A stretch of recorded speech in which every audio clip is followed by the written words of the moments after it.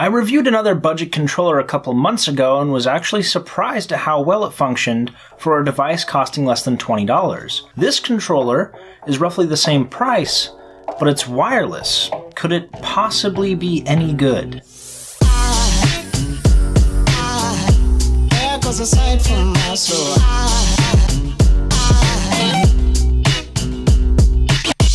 This is the EasySMX wireless controller, and it is one of the cheapest wireless controllers you can possibly buy. And one look at the packaging kind of accentuates that point. It's about as simple as you can get. It contains one controller, a receiver, and a setup guide. And for a small Chinese company, the English and step-by-step instructions within the guide are pretty good. And it also contains some sound advice, such as to avoid electricity accidents. I love the way they phrase that.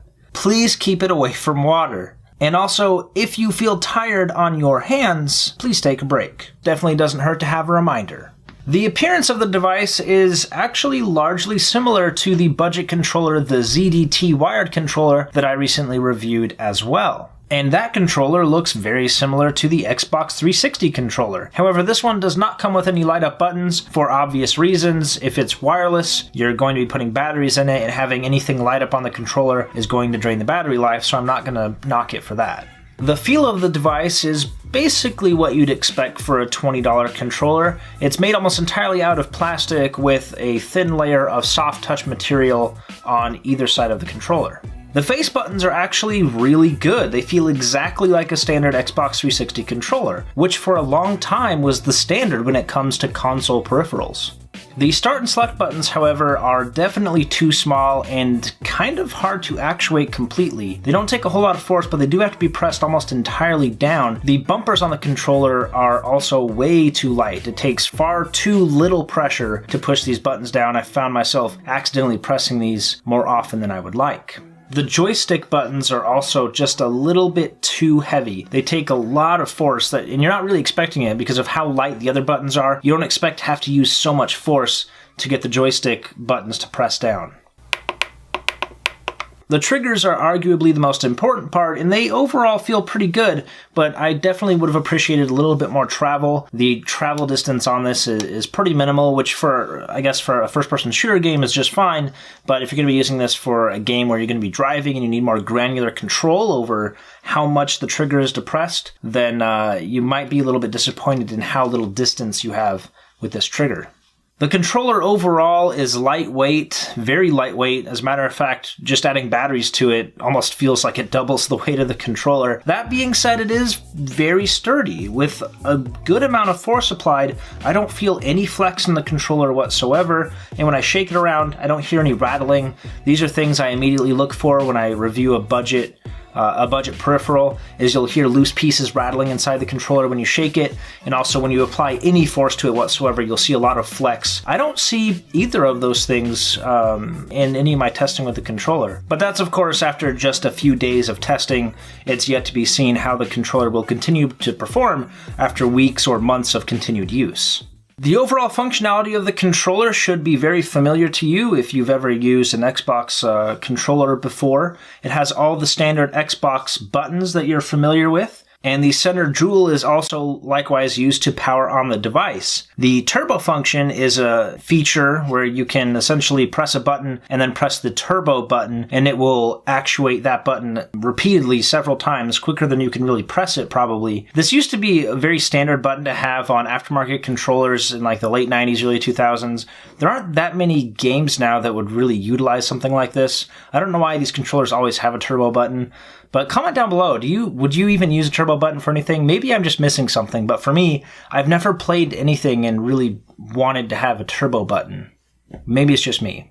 As far as powering the controller goes, it requires 2 AA batteries, and this battery pack on the back, if you've ever seen an Xbox 360 controller, should look very familiar to you. As a matter of fact, it can use the Xbox 360 recharging pack. That being said, it does not have a port to recharge it on the controller, so if you want to recharge that battery pack, you have to pull it out, put it in a standard 360 controller to recharge it, and then put it back.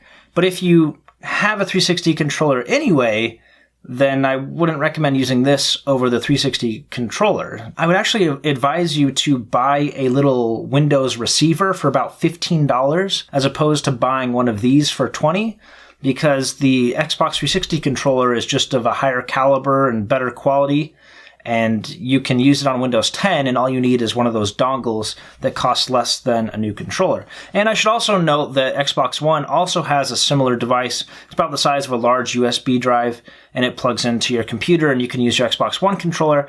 However, it's a little bit more expensive than the one for the Xbox 360.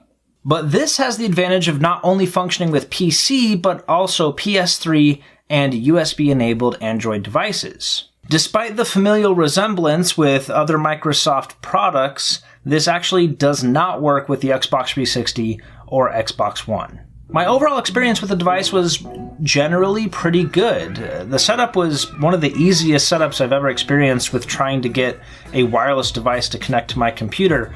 You do have to download some drivers first, and the instructions in the guidebook will actually indicate that you go to a download page to download the drivers required to run the controller. I actually had better luck going to the product page. The drivers I found on the download page actually didn't work. I wasn't able to download them, but the ones I found on the product page worked just fine, and I was up and running in really like a minute or less. The gameplay was pretty good. If you're playing a cinematic, racing, or otherwise slower paced game, it feels okay. You can play anything where the camera angle isn't going to be changing too drastically too quickly. In fast paced FPS games, it is a little bit lacking. The thumbsticks are almost too stiff, and lining up targets quickly is kind of a chore. And there's also a minimal amount of input lag, and that's coming from someone who games basically every day for at least an hour or two. So if you're at my caliber or higher, you'll definitely notice a little bit of input lag, but I'd say for the majority of casual gamers, it's minimal enough that it shouldn't bother you, or you may not even notice.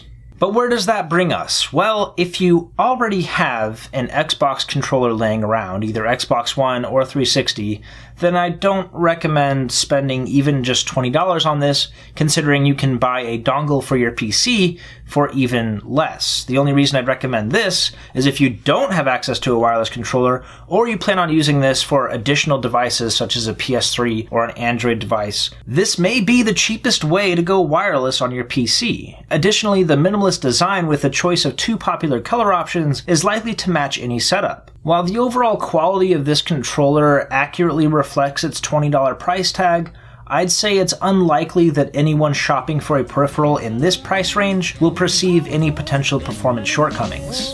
Bottom line, it works, and that's about all you can ask for in a wireless controller that costs $20. Well, thank you guys so much for watching. If you appreciated this video, then go ahead and give it a like. Also subscribe so you know when we launch future content, and check the video description below for potential giveaways that we run on a monthly basis. If you want to see other video reviews that we've done recently, including another budget controller that I actually really liked, you can check those out over here. And also links to buy the products that I mentioned in this video can be found in the video description below. Thanks again for watching, and I will catch you guys in the next one.